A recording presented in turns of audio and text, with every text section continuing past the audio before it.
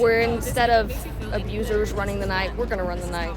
Trauma survivors share their stories at this event for the first time in 2 years. The honors keep rolling in for the men's basketball team. Even the city is recognizing them. I've been a fan of K-pop for many years already. And if you're a K-pop stan, Loyola's newest club is for you. Pack News starts now.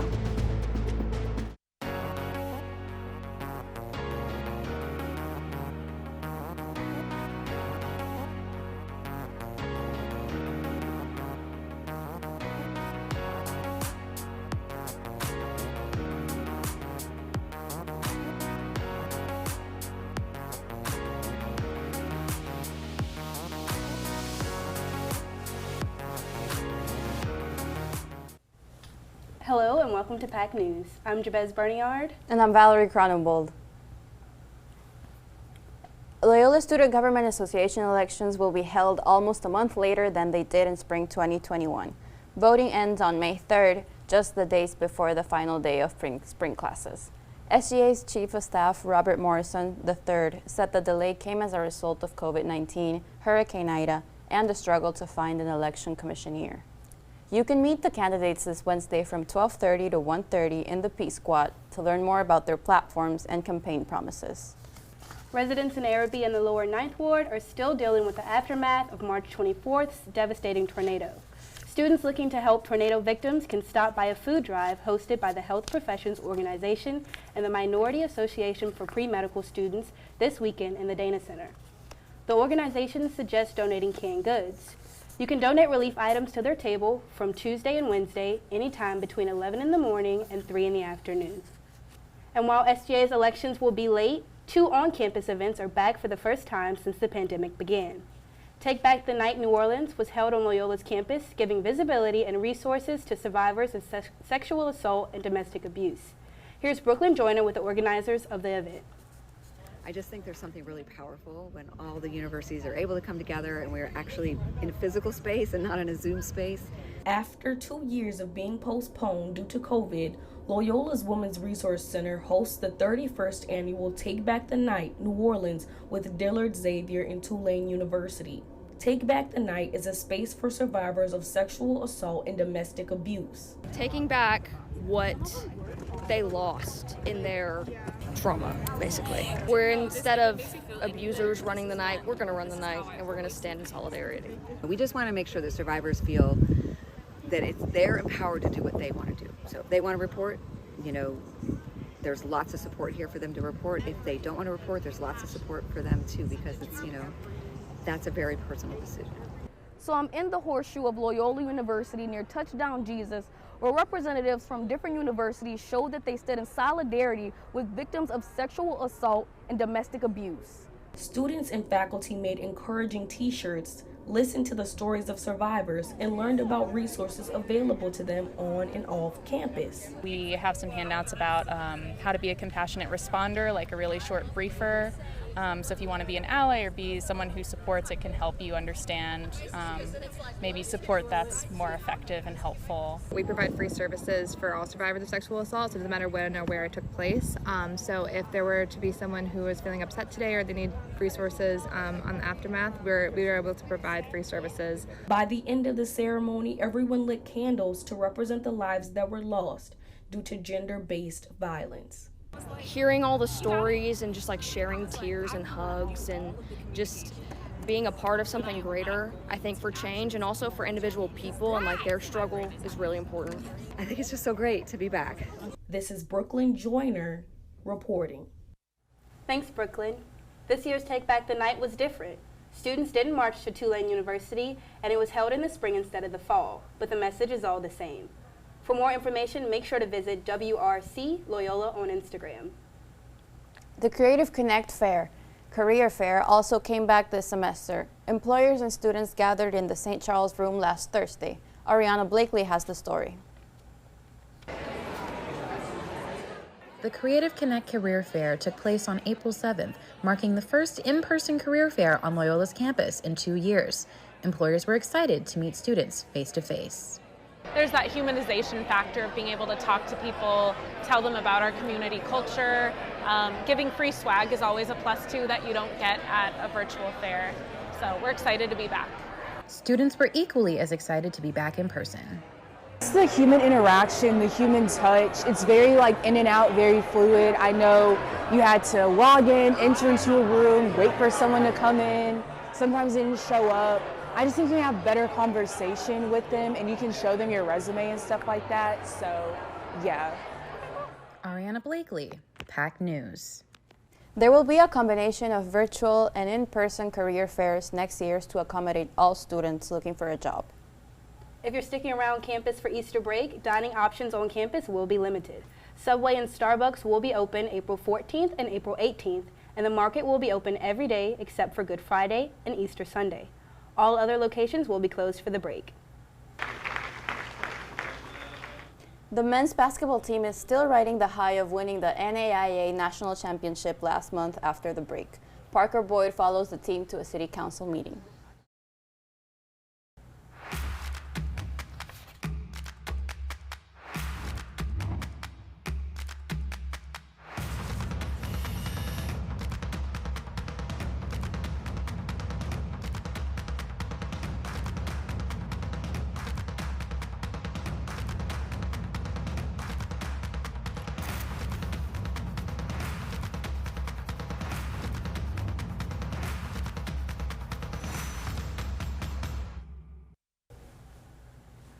The Wolfpack men's basketball team is still receiving accolades after their groundbreaking victory.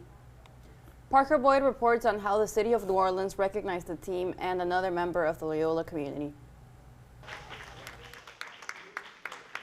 The spirit of the Loyola community shined at City Hall as Loyola's men's basketball team was honored after claiming the NAIA title. For Zach Reitzel, the honor was special. To come back home and get all this media attention and recognition by the city, it really just shows what we did this year and how special that was. Coach Stacy Hollowell is proud of his team's effort. The guys put in a lot of hard work and have helped restore some interest in the university's basketball program, and to be honored here by the city council is special. President Tanya Tetlow, who is set to leave Loyola in May, also received a token of gratitude from council members. It is so bittersweet. This is my home and a part of me forevermore. The honors here today at City Hall don't only reflect Loyola, but the city of New Orleans as a whole. This is sometimes a hard place to be, and just to show the world what we're capable of feels really good. Our team went through some adversity this year. They didn't complain. They regrouped. They buckled down, they fought together, they worked together to get things done, and I think that reflects the energy of our city as well. This was an event that will be remembered by many, a day that will be cherished for years to come. Parker Boyd, The Maroon. After the city council meeting, the team was honored at the New Orleans Pelicans game, where they took the court for a special round of applause. The team is set to meet with Louisiana's Secretary of State later this week. Graduate student and men's basketball player Andrew Fava went viral on Twitter after offering rides from the airport to basketball coaches for the men's Final Four tournament. The tweet, which announced that he's ready to get into college coaching, received more than 7,000 likes. Fava said he was stunned when the tweet blew up. Coaches took him up on the offer, and he made more than a dozen trips to and from the airport during the tournament. Fava said coaches invited him to networking events, and one even gave him a ticket to Monday's national championship game. He said it was a great opportunity to connect with more people in the basketball world. The men's golf team won its first tournament in 5 years at the 2022 Wolfpack Spring Invitational. Despite playing in winds of over 20 miles per hour, 2 players landed in the top 5. The team will compete in the first round of the conference championship in Greenville, Alabama, this April 18. And it's been raining all day here, on and off. Will it be the same tomorrow? Kayla Gaston has the answer coming up. Me and my boy Matt had it good. He had catnip that was off the hook. But one day, he brings a girl home, and she's allergic to cats. Every sneeze was a nail in my coffin. Now I'm in a shelter. It's decent, but they don't even have Wi-Fi.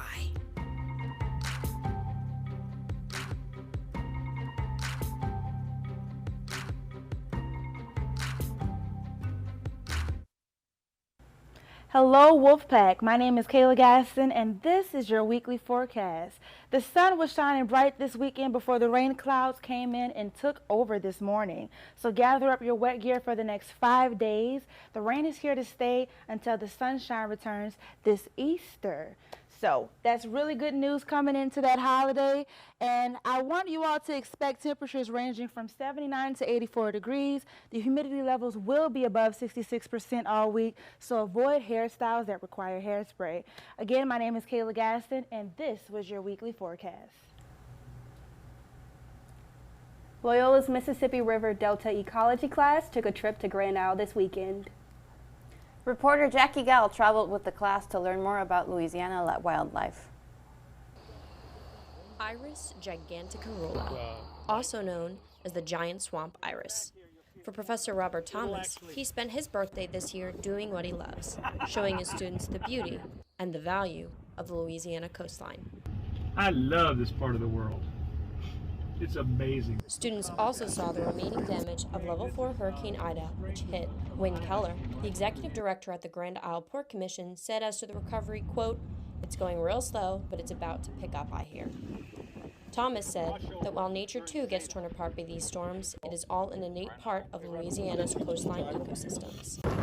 I'm Jackie Galling with Loyola News. Thanks, Jackie. Dr. Bob's class takes the trip every year, but Grand Isle looked very different this year after getting hit by Hurricane Ida. Interested in going to a festival but don't know where to find parking? Alan Dew will have the answer for you when we come back.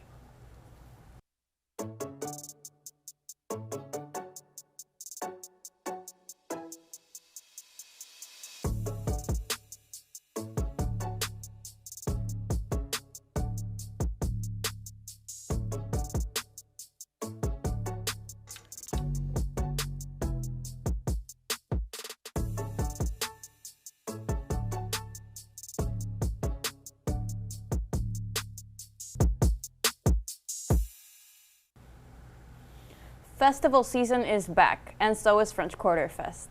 Alan Dew is live at the streetcar line on St. Charles Avenue to show you an easy way to get there. Thanks, Valerie. Next weekend, students can take the streetcar all the way down to Canal Street and walk to the French Quarter, where they'll be met with the largest showcase of Louisiana music in the world.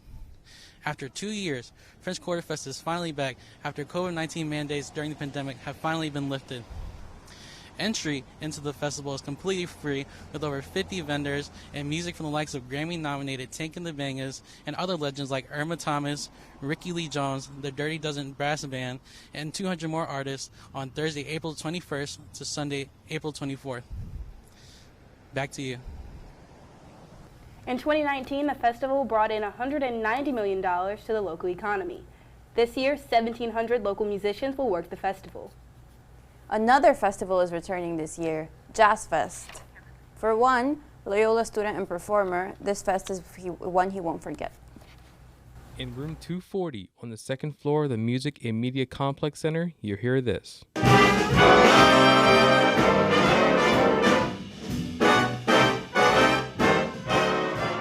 The Loyola Jazz Band is practicing for this year's Jazz Fest, and it's a special occasion for one member. You're from Seattle, right?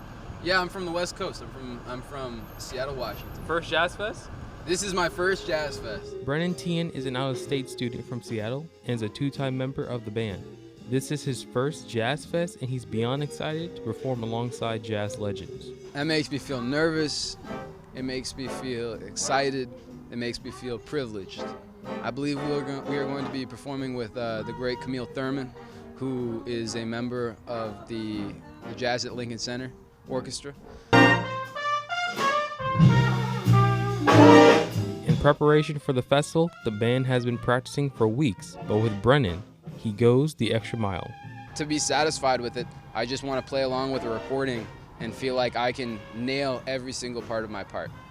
that I can get every rhythm and I can own the music rather than having the music own me, so to speak. As a first-timer, Brennan definitely has some huge expectations on what to expect, as well as who he wants to see. I really want to see John Baptiste if I can. I want to dance, I want to sing, and hopefully I can make some other friends, that also love the same music just like me. Reporting from Loyola, Jacoby Rivers, The Maroon. If you can't wait to hear them perform at Jazz Fest, no worries. The Jazz Band is having a vocal and strong concert Tuesday, April 15th, right here on campus. And spring also means field trips are back for many kids in the greater New Orleans area after a hiatus during COVID. Last week, elementary and middle school students went to see a production of The Little Mermaid performed by their peers in Metairie. It was most of the kids' first outing in 2 years due to the pandemic. For some of the younger kids, their first field trip ever. Jefferson Parish School Board member Billy North said he's happy to give the kids a sense of normalcy again. One act of compassion can make the world a better place. Parker Boyd reports on how a music artist is making a difference in the community. Hearts were opened and emotions were high at the Daughter of the King Girls Club. The program, created by a local singer, Kaz May, helps young women who have dealt with hardship in their lives to talk about their issues. They are provided a place to eat, sleep, and let loose. The girls think the program is changing their lives.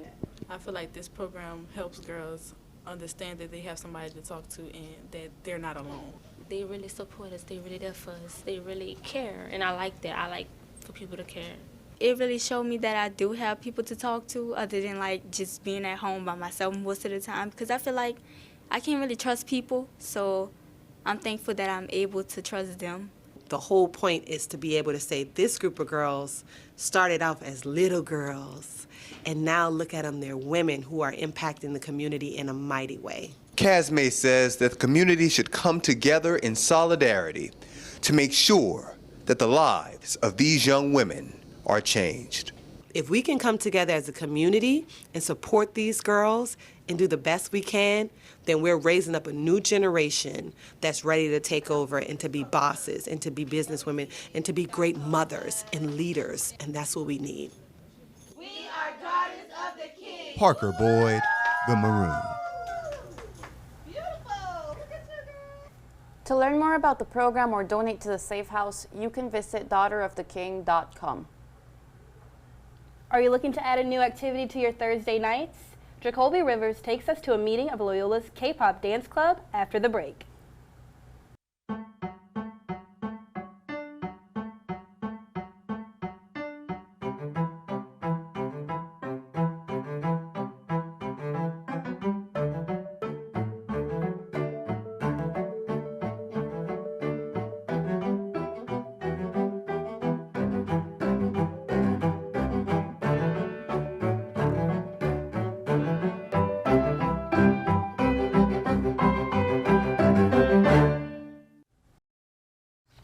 Loyola's Multicultural Center is finally open. Brooklyn Joyner has the scoop on the new space inside the Dana Center. Hey Wolfpack, so right now I'm in the One Loyola Multicultural Center. It just opened. It's a space where students can come, chill, do their homework, watch TV, and they're also looking for ambassadors right now to endorse the message of inclusivity and intersectionality. It's a paid opportunity for graduate students and undergrad. So if you're interested, the applications are due April 29th. This is Brooklyn Joyner reporting from One Loyola Multicultural Center. Thanks, Brooklyn. For more information, stop by the Multicultural office in Bow Bay or the Multicultural Center. And Loyola added another club to its roster, the K-pop Dance Club. Jacoby Rivers talked to the president of the club to learn more about the organization. The K-pop Dance Club is off to a fast start.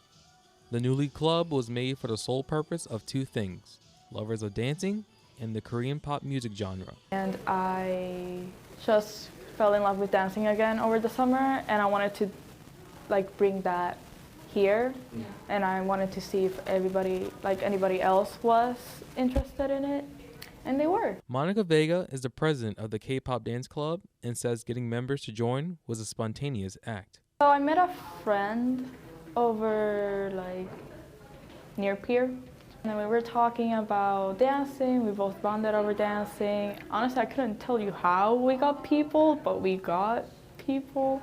I think it was more like friends of friends, and they got here. Along with having fun, Vega says they would occasionally recreate K-pop covers with other student groups. Like 2 weeks ago, we did have a performance here in Russell Hall where LASO invited us, which is Loyola Asian Student Organization. They invited us to dance with them. And then we accepted because, at least for me, I love to perform. Dancing alongside her is another lover of the music genre. I've always had a love for K-pop ever since high school. I've been a big fan of K-pop, and I didn't really have any friends that were into it. And so I met these people here last semester, and they were into K-pop, which was really cool. Ariana D. Antonio is the dance leader for the club and has been dancing her whole life. I've always loved dancing and finding new forms of dance. Antonio says that you do not have to enjoy the music or know how to dance to join the club. You're not required to dance. If you want, you can come, you can watch. That's all you have to do. If you want to dance and give it a try, there's no judgment here. Training, some don't have any training, some really just enjoy K-pop music and dancing, and they just want to give it a try. Reporting from Loyola, Jacoby Rivers, PAC News. The dance club meets up every Thursday, and everyone is invited to participate or just sit in to watch. Will you be bringing your skills to the dance club? I might show up. I'm a big fan of K-pop. I like BTS, NCT. I know a few dances. Yeah. You want to learn one? Yeah, I'm down. After this. Thanks for watching, everyone, and have a great Wolfpack weekend.